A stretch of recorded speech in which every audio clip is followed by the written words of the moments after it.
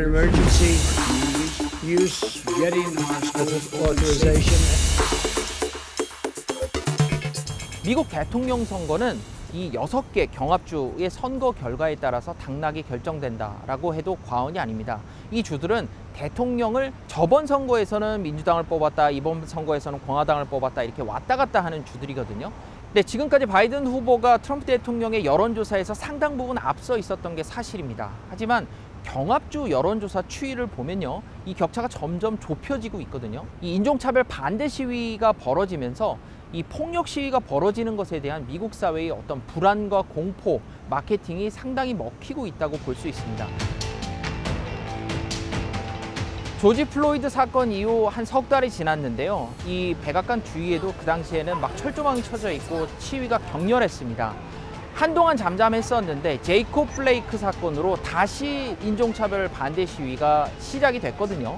이게 원래 제대로 해결을 하려면 미국 내 존재하고 있는 인종차별 문제, 그리고 경찰 공권력이 유색인종, 특히 흑인에게만 너무 강하게 집행되는 것을 막겠다라고 약속을 하고 피해자를 위로하는 게 정상적인 수순인데, 트럼프 대통령이 그런 얘기를 하지 않거든요. 오히려 폭력 시위가 너무 문제가 크다, 폭력 시위를 벌이는 사람들은 폭도들이다, 테러리스트다, 이런 식으로 규정을 하고 법과 원칙에 의해서 엄정하게 대응을 하겠다라고 얘기를 하고 있습니다. 그러면서 트럼프 지지자들이 이런 시위가 일어나고 있는 곳에 마구 몰려가서 맞불 시위를 벌이고 있는데, 그 사람들을 은근히 이 사람들은 애국자들이고 이 사람들은 정말 잘하고 있다라는 식으로 지지를 하고 있거든요. 그렇다 보니까 이 시위 양상이 두 세력 간의 충돌 양상으로 번지고 있는 겁니다. 원래 선거가 임박하면 할수록 어느 나라에서나 흑색 선전이 판치게 마련인데요.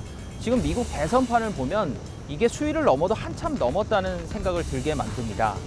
트럼프 대통령의 SNS 최측근 참모 중에 댄 스카비노라는 백악관 소셜미디어 국장이 있거든요.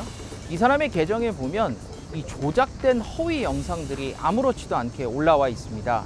최근에 올라왔던 영상을 보면요, 조 바이든 민주당 후보가 마치 인터뷰 도중에 코를 골고 잠을 자는 것처럼 보이는 영상이 올라와 있습니다. 방송사 앵커가 상대방을 부르는데 그냥 코를 골고 잠들어 있거든요. 그래서 일어나세요, 일어나세요. 여기 모닝콜 하는 데 아닌데요, 이런 말을 하는 영상입니다. 이 영상이 허위 조작 영상으로 밝혀졌습니다. 트위터에서도 이거를 이 조작된 미디어라는 경고 딱지를 붙이고 아예 영상을 내려버렸거든요. 이런 영상을 백악관 핵심 측근이 아무렇지도 않게 올리고 있는 상황이고요. 선거 캠프에서도 올리는 영상을 보면 아주 가관입니다. 조 바이든 후보가 트럼프 대통령이 했던 얘기를 인용하면서 트럼프 대통령의 미국에서 안전하지 않은 거 아니냐라고 반박을 하는 얘기를 쏙 따서 바이든의 미국에서는 안전하지 않다, 이렇게 얘기를 하고 있거든요. 최근에 트럼프 대통령이 리트윗했던 것 중에 가장 황당한 거는 미국에서 코로나19 사망자가 실제로는 전체의 6%밖에 되지 않는다라는 주장입니다. 미국 CDC가 기저질환 없이 코로나19로만 사망한 사람이 전체의 6%다라는 통계치를 업데이트를 한 내용이 있는데, 이거를 앞뒤 맥락을 다 빼버리고 전체 사망자 중에서 실제로 코로나19 사망자는 6%밖에 되지 않는다, 이런 식으로 여론을 호도하고 있는 겁니다. 블룸버그가 지원하는 연구소에서 대선 당일날 어떤 일이 벌어질지 예측치를 내놨는데요. 결론적으로 말씀드리자면 대선 당일 개표 첫날에는 트럼프 대통령이 승리를 선언했다가 일주일 뒤에 실제 당선자는 바이든 후보가 될 것이다, 이런 결과를 내놨습니다. 왜 그러냐 하면요, 코로나19 때문에 우편 투표가 지난 대선에 비해서 굉장히 많이 늘어날 것으로 예측하고 있습니다. 이 우편 투표라는 게 선거 용지가, 투표 용지가 우편을 통해서 배달되는 시차가 존재합니다. 하루에 15% 정도씩 개표가 된다라고 하면은 현장 투표를 트럼프 지지자들이 많이 할 거기 때문에 트럼프 대통령이 압도적으로 유리한 결과가 나왔다가 시간이 지날수록 우편 투표 결과가 반영되면서 바이든 후보가 점점 더 올라가면서 결과적으로는 바이든 후보가 당선이 될 거다라는 얘기입니다. 트럼프 대통령이 첫날 대선 승리 선언을 하고 난 이후에 결과를 인정하지 않을 수 있다는 의미이기도 합니다.